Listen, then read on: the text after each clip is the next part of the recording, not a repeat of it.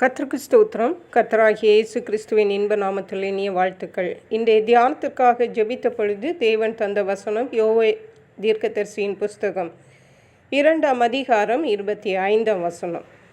நான் உங்களிடத்தில் அனுப்பின என் பெரிய சேனையாகிய வெட்டுக்கிளிகளும் பச்சை கிளிகளும் முசுக்கட்டை பூச்சிகளும் பச்சை புழுக்களும் பட்சித்த வருஷங்களின் விளைவை உங்களுக்கு திரும்ப அளிப்பேன்.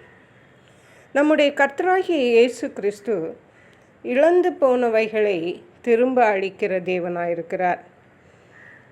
தேவன் இந்த உலகத்தை படைத்து மனிதனை தன்னிடத்தில் உறவாடி மகிழும்படியாக நினைத்து சந்தோஷமாய் படைத்தார். ஆனால் நாளடைவில் அவன் தேவனுக்கு விரோதமாக பாவம் செய்து அவருடைய பிரசன்னத்தை இழந்து போனான். ஆனாலும் தேவன் விட்டுவிடவில்லை. திரும்பவும் தன்னுடைய ஒரே பேரான குமாரனாகிய இயேசு கிறிஸ்துவை அனுப்பி திரும்பவும் மனுக்குலத்தை தன்னோடு ஒப்புரவாக்கி தன்னோடு தன்னுடைய ராஜ்யத்தில் இருக்கும்படியாக கிருபை செய்திருக்கிறார். இந்த தேவன் தான் சொல்லுகிறார், நான் உங்களிடத்தில் அனுப்பின என் பெரிய சேனையாகிய வெட்டுக்கிளி. தேவன் இதை யாருக்கு சொல்லுகிறார் என்றால் 23ஆம் வசனத்தில் சொல்லுகிறது, சீயோன் குமாரரே. சீயோன் குமாரர் என்றால் தேவனுடைய பிள்ளைகள். தேவனுடைய பிள்ளைகளிடத்தில் தேவன் பெரிய சேனைகளாகிய வெட்டுக்கிளிகள் பச்சை கிளிகள் முசுக்கட்டை பூச்சிகள் பச்சை புழுக்கள் இவைகளெல்லாம் அனுப்பியிருக்கிறார்.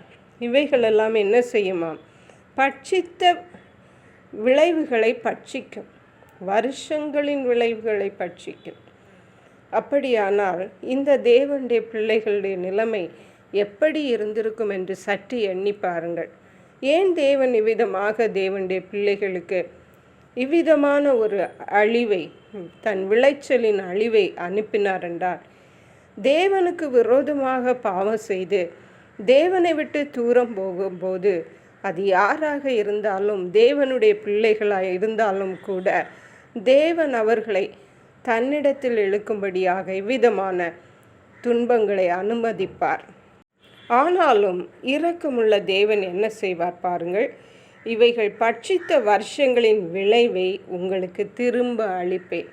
அவர்கள் தேவனுடைய பிள்ளைகள் மனம் திரும்பி தேவனிடத்தில் வரும் பொழுது அவர்கள் அனுபவித்த வெட்கம், அவர்கள் அனுபவித்த இழப்புகள் எல்லாவற்றையும் திரும்ப இரட்டிப்பான நன்மைகளால் ஆசீர்வாதங்களால் திரும்ப அவர்களுக்கு அளிக்கிற தேவனாயிருக்கிறார்.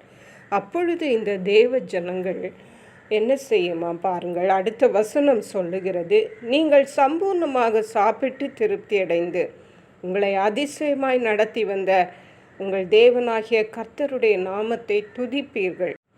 என் ஜனங்கள் ஒருபோதும் வெட்கப்பட்டு போவதில்லை. ஹல்லேலூயா. அப்பொழுது இந்த தேவனுடைய பிள்ளைகளுடைய வாழ்விலே ஒரு திருப்தி.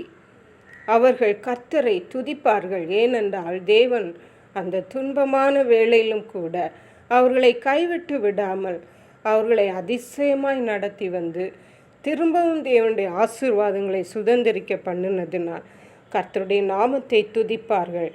என் ஜனங்கள் ஒருபோதும் வெட்கப்பட்டு போவதில்லை என்று கர்த்தர் சொல்லுகிறார். ஹல்லேலூயா.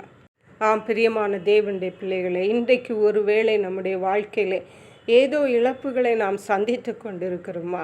நம்மோடு தான் தேவன் பேசுகிறார். நாம் ஒருபோதும் வெட்கப்பட்டு போவதில்லை. தேவன் நமக்கு இழந்து போனவைகளை திரும்ப அளிப்பார். கர்த்தர் தாம் இந்த வார்த்தைகளை ஆசீர்வதிப்பாராக. ஜெபிப்போம். எங்களை கிருபையாய் நேசித்து பாதுகாத்து வழி நடத்துகிற எங்கள் அன்பின் தகப்பனே, ஆசீர்வதிக்கப்பட்ட இந்த நல்ல நாளுக்காக நன்றி. இந்த நாளிலும் நாங்கள் இழந்து போனவைகளை திரும்ப அளிப்பேன் என்று வாக்கு பண்ணி இருக்கிறீங்கப்பா. அதற்காக உமக்கு ஸ்தோத்திரம்.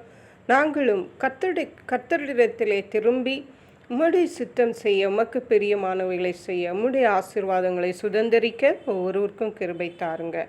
கர்த்தர் அப்படியே செய்கிறபடியால் நன்றி. பரிசுத்த ஆவியானவரே, துதிகன மகிமை மக்கை செலுத்துகிறோம். மீட்பர் இரட்சகருமாகிய இயேசு கிறிஸ்துவின் இன்ப நாமத்தில் ஜெபிக்கிறோம் எங்கள் அன்புள்ள பரமபிதாவே. ஆமென். God bless you.